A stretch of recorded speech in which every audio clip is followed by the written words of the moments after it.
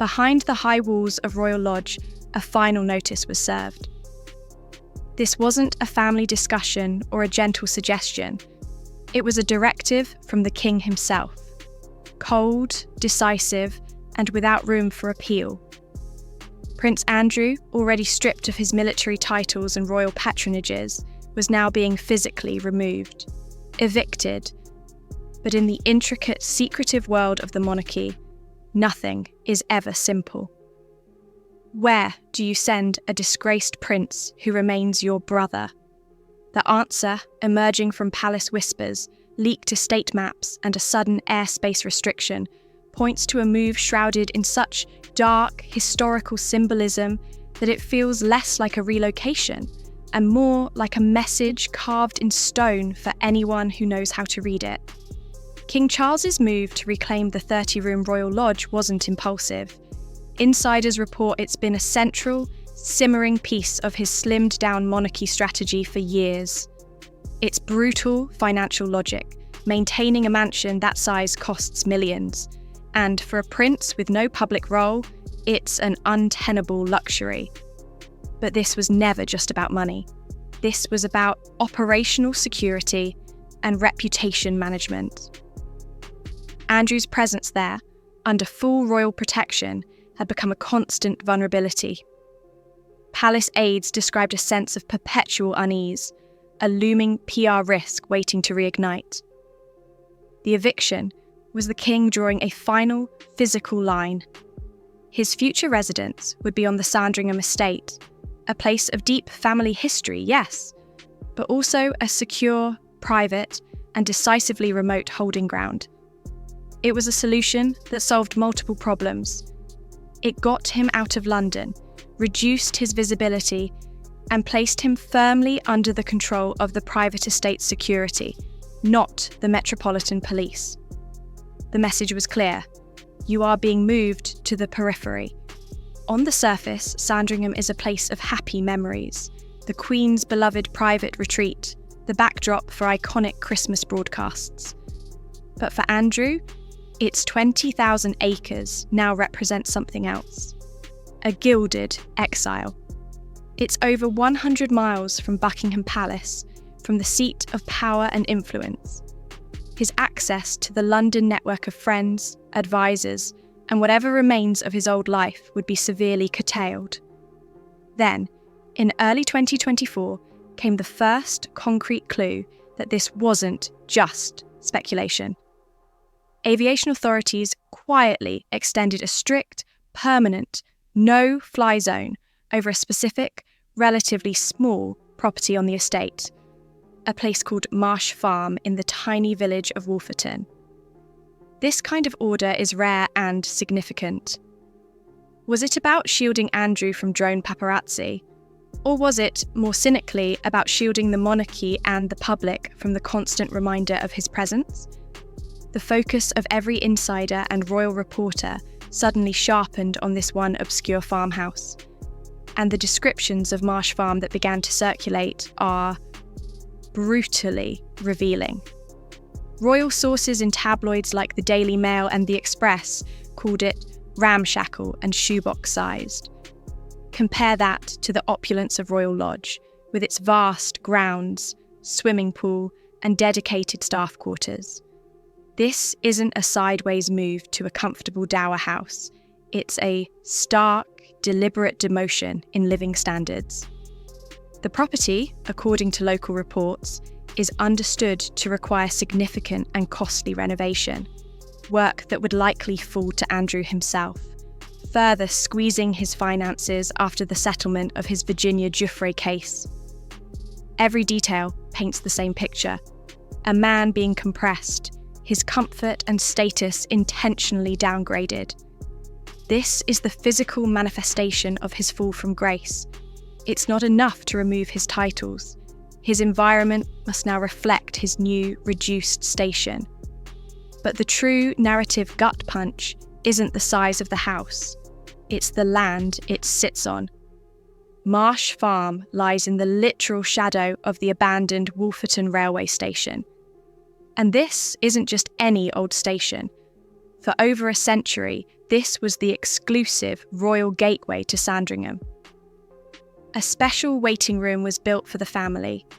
Elaborate trains would ferry them from London for their Christmas holidays, scenes captured in newsreels and photographs. But that's not why Wolferton is significant now. Its history holds a far grimmer chapter. In January 1936, the body of King George V, who had died at Sandringham House, was transported by gun carriage to Wolferton. There, it was placed on a train for its final, solemn journey back to London to lie in state. 16 years later, in February 1952, the exact same macabre procession unfolded for his son, King George VI. The same platform, the same quiet Norfolk fields. This unassuming spot is a royal funeral path, a place of final departures. You have to ask, is this a mere coincidence, or is it the kind of heavy-handed symbolism the palace machine is known for? Royal expert Rebecca Russell, speaking to The Express, explicitly called the connection grim. The parallels are almost too stark to ignore.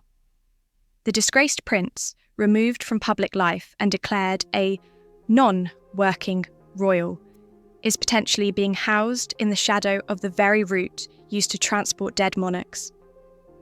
It's a permanent, unspoken lesson in legacy and consequence.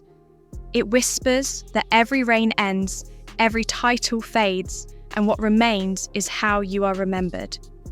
For a man whose legacy is now permanently scarred, the symbolism is chilling.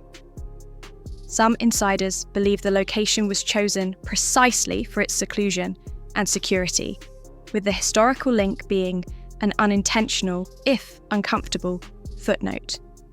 But others within royal circles whisper that the aptness of the location would not have been lost on senior courtiers, and that the poetic justice of it might be a silent, accepted part of the plan.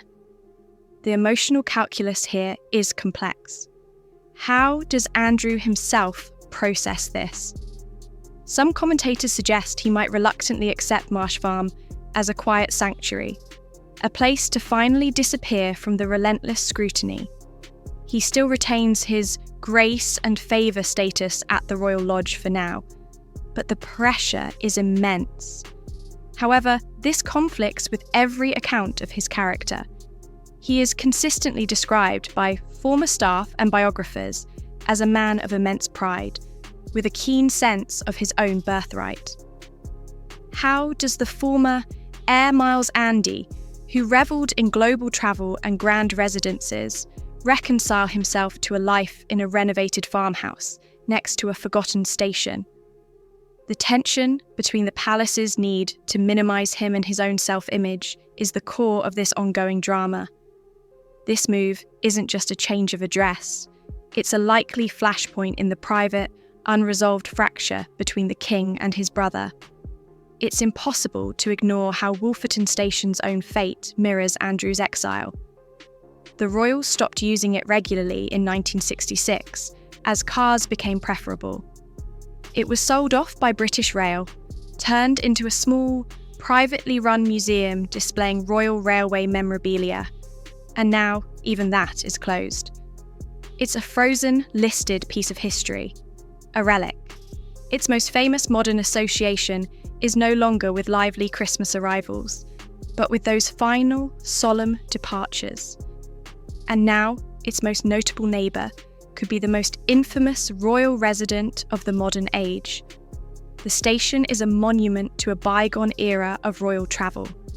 Andrew, in the public eye, is now a relic of a bygone era of royal impunity. So step back and look at the full picture. The military uniforms are gone. The royal patronages are redistributed. His public funding for security is a constant debate. The London mansion is being taken back. And the proposed new home?